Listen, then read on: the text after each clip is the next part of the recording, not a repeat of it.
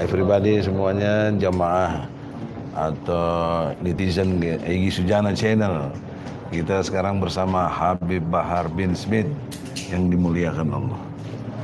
Saya ada sidang di PN Bandung, sedang ngobrol aja, dan tidak ada pelarangan untuk dakwah. Kita tetap berdakwah dimanapun kita berada dan posisi kita apa.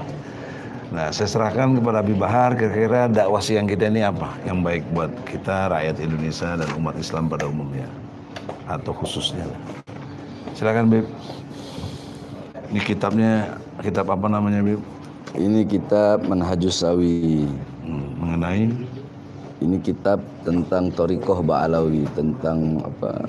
Yakni jalannya para habaib, yang menjelaskan tentang ilmu, amal, wara', khauf dan ikhlas. Oh, ada khauf ya? Khauf ada, rasa takut.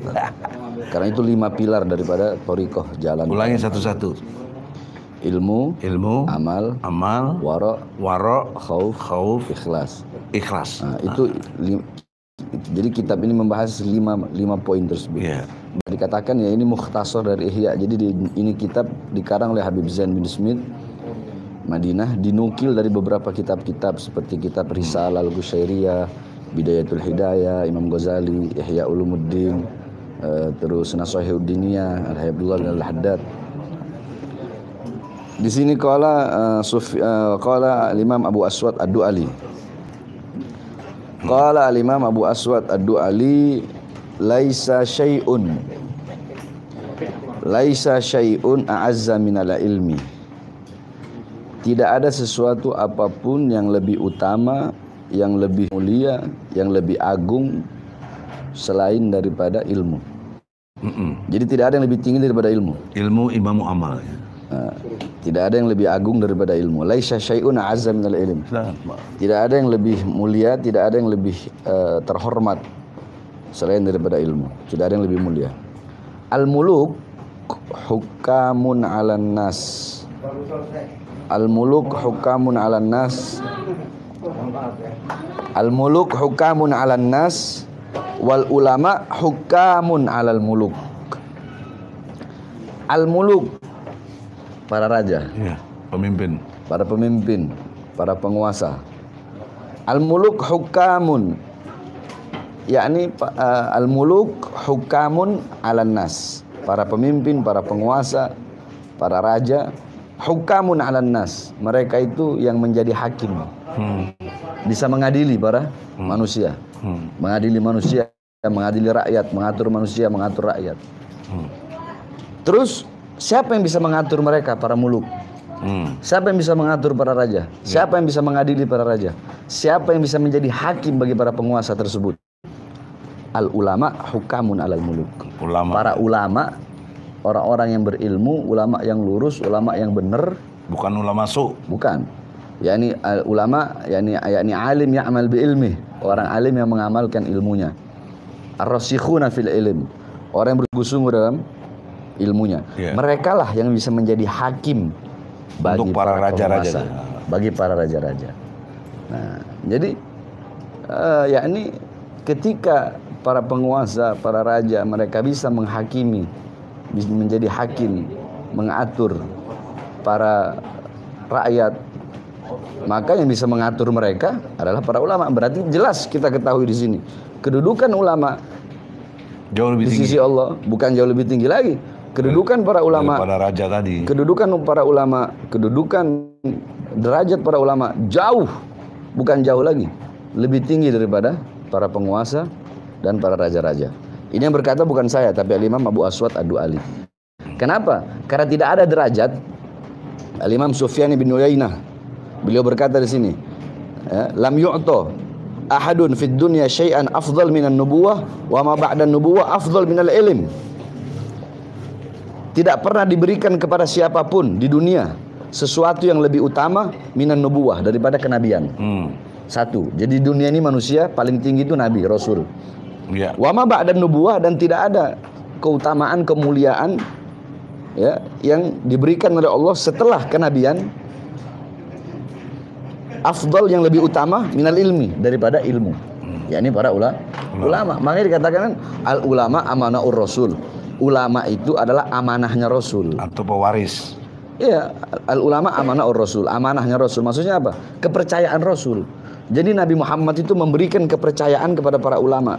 Kepercayaan apa? Kepercayaan untuk membawa agama, kepercayaan untuk menyebarkan Islam, menyebarkan risalah, menyebarkan ilmu, menyebarkan amal, menyebarkan takwa, menyebarkan khauf, khasyah, zuhud, qanaah. Yang dipercaya itu para ulama. Nah, tapi tidak semua ulama. Fa idza lam yuhibbud dunya, apabila ulama tersebut tidak cinta kepada dunia. Apa dunia? Dunia di sini syai'ul ladzi la yasilu bil akhirah. Sesuatu yang tidak ada hubungan dengan akhirat, itu namanya dunia. Jadi kalau ulama udah cinta dunia, cinta harta, cinta pangkat, cinta jabatan, cinta tahta, cinta kekuasaan, maka mereka faqad khanallahu war rasul. Mereka telah mengkhianati Allah dan mengkhianati Rasulullah. Apakah ada pengkhianatan yang lebih besar selain daripada mengkhianati Allah dan Rasul? Enggak ada. Itu pengkhianatan. Oh, manusia paling buruk, kurang ajar. Nah, iya. Itu. Jadi tidak semua ulama itu kepercayaannya Rasul. Fa idza lam yuhibbuna wa yukhalitu sultan wa yukhalitu salatin. Dan ulama yang menjadi kepercayaan Rasul itu selama dia tidak cinta dunia dan tidak bergaul dengan penguasa. Nah, di sini ada taklik. Nanti saya sekarang kasih. Di kita yang ulama jadi penguasa. Iya, bukan berarti begitu. Ada taklik. Jadi maksudkan bergaul dengan penguasa di sini adalah ulama-ulama, kiai, ustadz atau habib dekat dengan penguasa, tetapi tidak menasehati mereka. Begitu. Harusnya ulama, kiai, para habaib itu dekat dengan penguasa, yakni liyu'tin nasihat, untuk memberikan nasihat. Liyu'til irsyad, untuk memberikan petunjuk. Ini loh, yang benar tuh begini. Kamu salah, yang salah disalahkan, yang benar dibenarkan. Jangan dekat dengan penguasa membenarkan yang salah dari apa-apa yang dilakukan oleh para penguasa tersebut. Yakni alimun alladzi yaj'alu ilmahu tabi'an ra'il muluk. Orang berilmu tetapi menjadikan ilmunya untuk mengikuti kemauan penguasa. Penguasa maunya A. Ini orang berilmu tahu, ini salah, tapi dia mencari-cari dalil untuk membenarkan yang salah dari penguasa tersebut. Nah, inilah yang dimaksud pengkhianat, telah mengkhianati Allah dan mengkhianati kepercayaan yang diberikan oleh Rasulullah SAW. Nah, ulama-ulama seperti ini, mereka adalah ulama yang bakal lebih dulu dimasukkan ke dalam neraka sebelum orang-orang yang bodoh. Dan bahkan istilahnya neraka paling bawah. Iya, sebab dikatakan wailun liman lam ya'lam marrah. Fawailun liman ya'lam wa lam ya'mal bih sab'a marrah. Celaka bagi orang yang bodoh, yang tidak tahu, 1 kali kecelakaan. Dan celaka bagi orang yang tahu tapi tidak mengamalkan apa yang ia tahu, 7 kali kecelakaan. Jadi mending orang bodoh, dia bodoh, dia hanya dapat 1 kecelakaan. Kenapa? Karena dia bodoh. Kenapa nggak mau belajar? Kalau yang pintar 7 kali. Yang ulama, orang yang ngerti agama tapi tidak mengamalkan apa yang ia tahu, dia mendapatkan 7 kecelakaan. Kenapa? Karena dia tahu tapi tidak mengamalkan apa yang ia tahu. Contoh, dia tahu ini haram tapi dia lakukan. Dia tahu ini benar, ini wajib tapi tidak dia lakukan. Yakni memerintahkan orang untuk berbuat apa yang tidak dia lakukan dan melarang orang untuk jangan melakukan apa yang ia lakukan. Itu namanya istilahnya orang fasik, bisa nggak? Fasik. Ya, ini ulama su. Ulama su itu lebih dari fasik. Lebih lagi itu. Lebih dari fasik. Jadi tidak ada. Makanya ada kan namanya ahlul halli wal adli dalam siasah itu, dalam politik Islam. Ada namanya ahlul halli wal adli. Ahlul halli wal adli itu yakni dzusyauka wasatwa minal ulama war ru'asa. Yang orang yang memiliki golongan kelompok yang memiliki kekuatan, kelompok-kelompok yang memiliki kekuatan, yang memiliki kekuasaan dari golongan ulama-ulama yang terpandang, yang banyak jamaah, war ru'asa, golongan-golongan kepala-kepala suku, kepala-kepala pimpinan-pimpinan, orang-orang yang dipandang lah. Nah, mereka ini ahlul halli wal adli. Mereka kalau dalam siasat Islam bisa mengangkat dan bisa juga menggugurkan seorang pemimpin. Jadi mereka bisa ngangkat, bisa juga menggugurkan seorang pemimpin. Nah, jadi bukan berarti ulama, ustadz, kiai, habaib tidak boleh dekat dengan penguasa, enggak. Boleh dekat sepanjang Boleh dekat. Iya, sepanjang jangan berlaku seperti tadi. Nah, iya, yakni bahkan diajarkan dekat, yakni liyutihimun nasiha wal irsyad. Kasih nasihat. Dekat untuk menasehati. Jangan, yakni bukan berarti ulama nggak boleh berpolitik, enggak. Ulama berpolitik boleh, ustadz, kiai, habib masuk dalam dunia politik. Untuk apa? Untuk membersihkan kotoran-kotoran dalam dunia tersebut, dunia politik. Jangan masuk ke dalam malah ikut-ikutan kotor. Ikut bau. Ikut kotor, iya. Nah, makanya di sini dikatakan ya intinya hak penguasa mereka bisa menghakimi para rakyat, orang-orang biasa. Terus siapa yang bisa menghakimi mereka? Ulama lah yang bisa menghakimi mereka. Contoh Imam Syafi'i. Satu saat Imam Syafi'i masih umur 7 tahun. Ketika itu ini ada dalam kitab Tabaqat Asy-Syafi'iyah, sama ada dalam kitab Syiarul Alam An-Nubala. Intinya ketika itu Imam Syafi'i berumur 7 tahun menggantikan gurunya untuk menghadap kepada raja, menghadap kepada penguasa ketika itu. Menghadap kepada raja, menghadap kepada penguasa ketika itu. Dan si penguasa ini ketika itu bertanya kepada Imam Syafi'i.